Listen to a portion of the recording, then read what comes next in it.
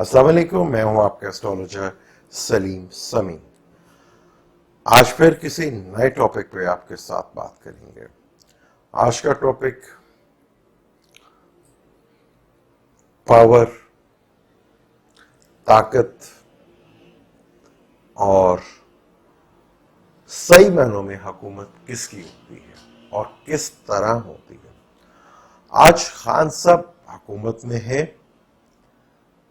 کیا پاور بھی ان کے پاس ہے یا نہیں؟ آج اس کے اوپر ڈیٹیل سے بات کرتے ہیں، لیکن اس سے پہلے اگر ابھی تک آپ نے میرے چینل کو سبسکرائب نہیں کیا تو پلیز اسے سبسکرائب کر لیجیے گا اور بیل کے بٹن کو ضرور دبا لیجیے گا۔ جیسے پہلے مارچ کے مہینے میں کہا تھا کہ بہت بڑی تبدیلی سٹارز کی، 8 سٹار چینج ہوئے۔ مارچ اور اپریل کا مہینہ بہت ہی امپورٹنٹ ہوگا، اور سٹار کنڈیشنز نے بھی آپ کو بتایا، جب بتایا تھا کہ شمس اور سیٹرن کا کنجیکشنز ہوگا، حکومت کی طرف سے پھر تھوڑا سا کوئی کڑے فیصلے عوام کے لیے بھاری رہ سکتے ہیں، وہ بھی آپ نے دیکھا۔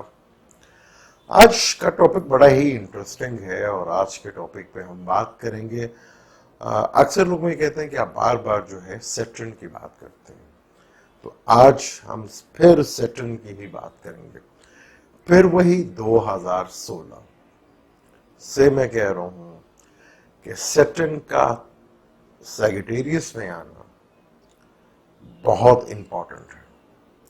سیٹرن کا تعلق قانون سے ہوتا ہے، اور آج ہم انہی چیزوں کو تھوڑا سا کچھ پرانی باتوں کو اور کچھ نئی باتوں کو جوڑ کر آپ کو اسٹرالوجی کیا کہتی ہے۔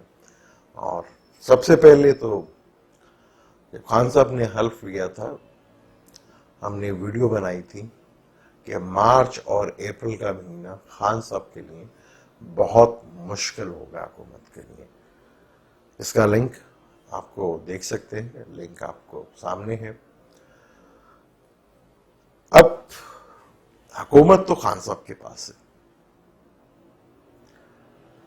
کیا خان صاحب کے پاس طاقت بھی ہے؟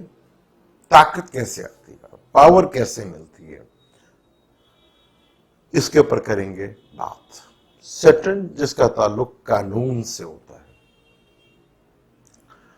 اور خان صاحب پریشان ہیں، اور پچھلے ہوئے کہا تھا کہ مرکری ریٹروگیڈ ہے تو آپ کو بہت سی ڈس انفارمیشن ملے گی سننے کو، تو بہت سی باتیں سننے کو ملی ہے، بہت ہر آدمی کی اپنی زندگی میں ڈس انفارمیشن ملی ہوگی، لیکن ہمیشہ انہی کی باتیں زیادہ باہر آتی ہیں جو عوام میں ہوتے ہیں یا پاپولر ہوتے ہیں۔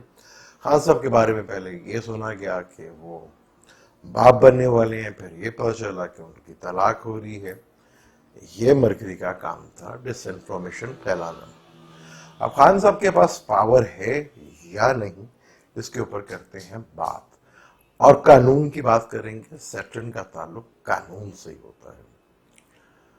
آج خان صاحب پریشان ہیں کہ جن سے پیسہ نکلوانا ہے اور جن سے پیسہ لینا ہے اور جن لوگوں کو جیل میں ڈالا جا رہا ہے، قانون انہی کی حفاظت کر رہا ہے۔ خان صاحب پریشان ہیں کہ کیا کریں۔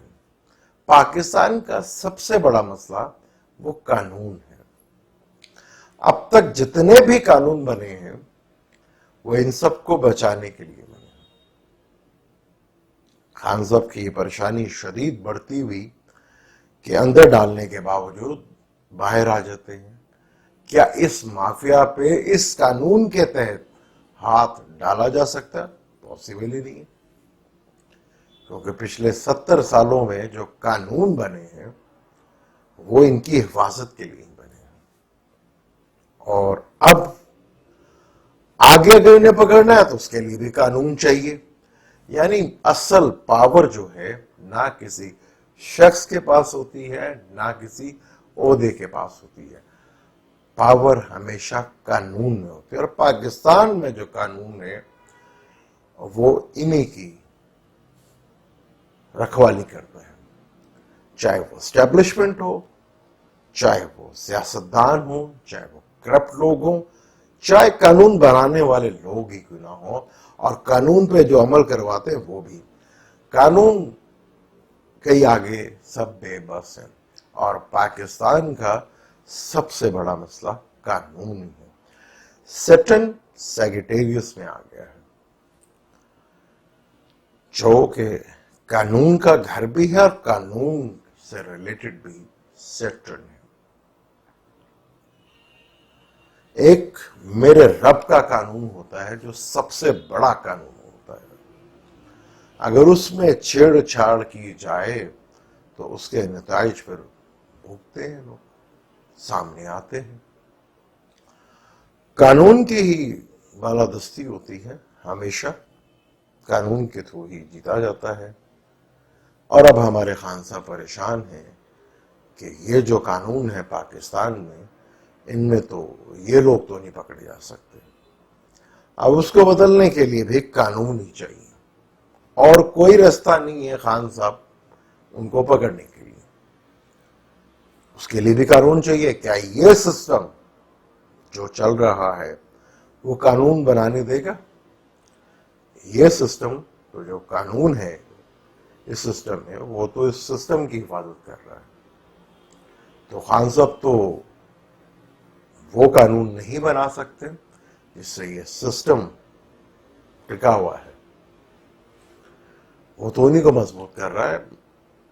پیسے لینے ہیں لوگوں سے, سمجھ نہیں آ رہی کیسے لیں, قانون ہی کوئی نہیں ہے.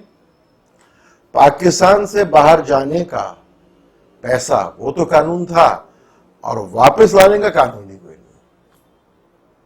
بات صرف قانون کی. اور سیٹرن بھی قانون پر ہی چلتا ہے.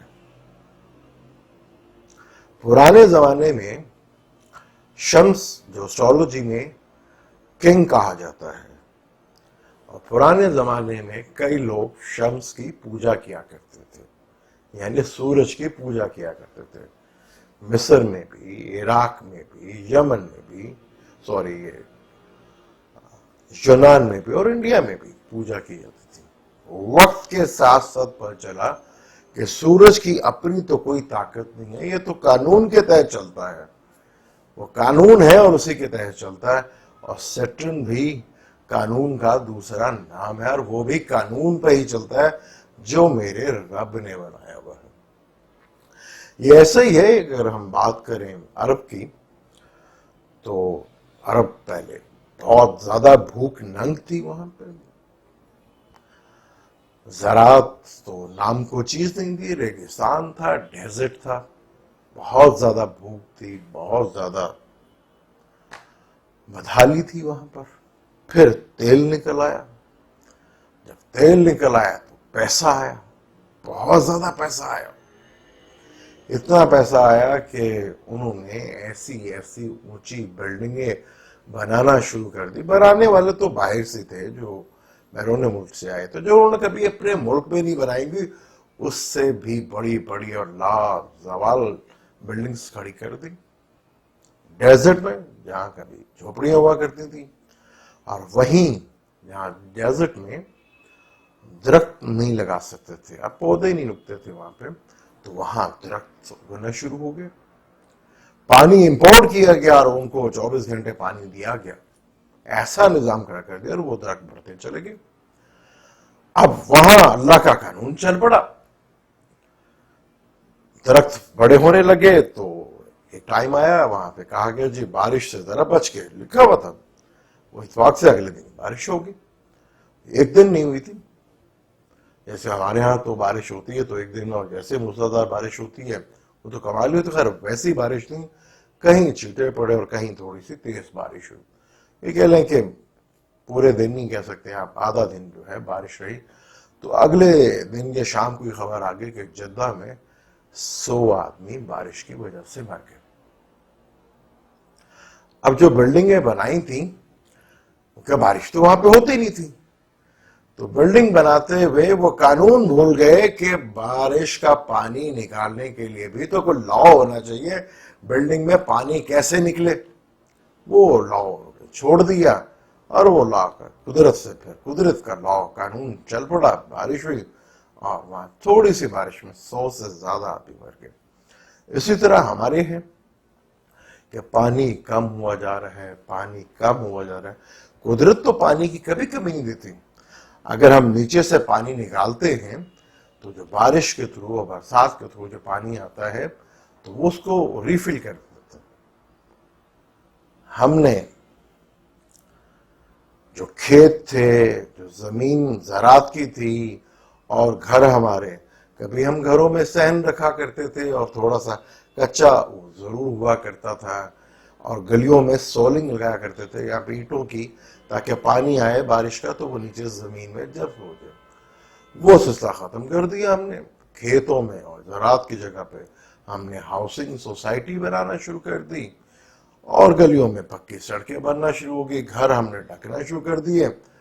تو نیچے سے پانی تو ختم ہو رہا تھا، قدرت کا قانون چل پڑا، اور اوپر سے پانی اب گٹروں میں جا کے گندے نالوں میں گرتا ہے اور ضائع ہوتا ہے. تو قدرت کا قانون یہاں پہ بھی چلا، قانون ہی چلا، اور پانی ہمارے ہاں یہ رونا پٹنا شروع ہو گیا کہ پانی ہمارا کم ہوتا جا رہا ہے، انڈیا ہم پہ ظلم کر رہا ہے. بلکہ ہم نے تو قدرت کے ساتھ مذاق کیا، اس کی وجہ سے یہ ہوا. انڈیا اگر ہمارا پانی بند کر دے گا تو انڈیا کا پانی تو چائنا بند کر دے گا، اور چائنا ہمارا بیسٹ فرینڈ ہے، وہ تو کوئی نہ کوئی رستہ دے دے گا ہمیں. اور انڈیا ہمیں وہی پانی دیا کرتا تھا جو وہ ضائع کرتا تھا. 5% وہی پانی ہمیں ملا کرتا تھا. اگر وہ 5% ہمارا پانی بند کر دیتا ہے تو چائنا تو ان کا پانی بند کر دے گا، اور ہمیں تو پانی کہیں نہ کہیں سے مل ہی جائے گا. تو ہمارے لیے اتنی پریشانی کی بات نہیں ہے جتنا کہ انڈیا کے لیے ہے. اب انڈیا میں بھی الیکشن ہو رہے ہیں، وہاں پہ بھی ایک عجیب ڈرامہ شروع ہوگا. الیکشن کروانے کی ضرورت تو نہیں تھی، کیونکہ مجھے جتانا تو مودی سرکار کو ہی ہے اور بی جے پی کو. ایک ڈرامہ چل رہا ہے وہاں پہ. اب اس ڈرامے کے لیے پاکستان نے ٹینشن اور ڈپریشن کا ماحول بنایا ہوا ہے. وہ خیر اسٹار کنڈیشن میں نے پہلے بھی آپ کو بتائی تھی کہ مارس ٹورس میں آ گیا. پاکستان کے ذائچے میں مارس ٹورس میں ہی ہے. اب 8واں گھر جو ہے، جہاں سیٹرن بیٹھا ہوا اور کیتو بیٹھا ہوا ہے، اور جوپیٹر بھی آ کے بیٹھ گیا ہے، اور مارس 8ویں نظر سے ان کو دیکھ رہے ہیں. جب مارس سیٹرن کو دیکھے گا اور جوپیٹر کو کیتو کو بھی دیکھے گا تو اب نارمل حالات پیدا ہوں گے. حالات میں ٹینشن، ڈپریشنز، بارڈر کے حالات میں ٹینشن اور ڈپریشن آ سکتی ہے. بلوچستان کے معاملات کو خراب کر سکتے ہیں. ٹینشن ہے. کشمیر کی سائڈ پہ بھی کر سکتے ہیں. حالات کافی ٹینشنز کے. میں نے پہلے بھی ایک ویڈیو بنائی تھی کہ انڈیا اور پاکستان کے حالات یہ اسٹار کنڈیشن کی وجہ سے ٹینشن اور ڈپریشن میں گئے. لیکن سب سے بڑا قانون، میں پچھلے 2-3 سالوں سے کہہ رہا ہوں کہ پاکستان میں نظام کی تبدیلی ہے. اس کے بعد بہت سے لوگوں نے کہنا شروع کر دیا، جیسے میں اکھنڈ بھارت کا کہا کرتا تھا، صدارتی نظام آئے گا. آپ میری ویڈیو دیکھتے ہیں، آپ نے وہ دیکھا بھی ہوگا. اب ہمارے ہاں میں نے ہمیشہ سسٹم کی چینج ہونے کی بات کی اور صدارتی نظام کی بات کی. اب اسلامی صدارتی نظام آئے گا، یہ سمجھ نہیں آتی کہ پاکستان میں اسلامی صدارتی نظام کیسے آئے گا. کیا ہم بہت اچھے مسلمان ہو گئے؟ ہمارے ہاں تو ایک مسئلہ ہے کہ کون سا اسلام آئے گا. شیعہ، وہابی، سنی، دیوبندی، کون سا اسلام آئے گا؟ کون سا اسلامی صدارتی نظام آئے گا؟ قرآن تو ہمیں ملت ابراہیمی کہا جاتا تھا، ملت ابراہیمی، اور ہمیں بہت خوبصورت نام قرآن نے دیا، مسلم. نہ اس کے آگے نہ اس کے پیچھے، بس صرف مسلم. کیا وہ نظام آگے ہم مسلم بن گئے ہیں؟ ہمارے ہاں تو شیعہ مسلم، سنی مسلم، وہابی مسلم. پہلے تو یہ پوچھتا ہے آپ کا فرقہ کیا ہے. آپ پوچھیں گے جی آپ کیا ہے؟ مسلم نہیں جی. کون سے؟ شیعہ، سنی، وہابی. اب اسلامی صدارتی نظام میری سمجھ تو باہر ہے. ہاں نظام کی تبدیلی ہے، کیونکہ یہ قانون تو ان کے لیے بنا ہے. اس قانون کے تحت تو غریبوں کو تو کچھ نہیں مل رہا، اور نہ ہی خان صاحب کوئی تبدیلی لا سکتے ہیں.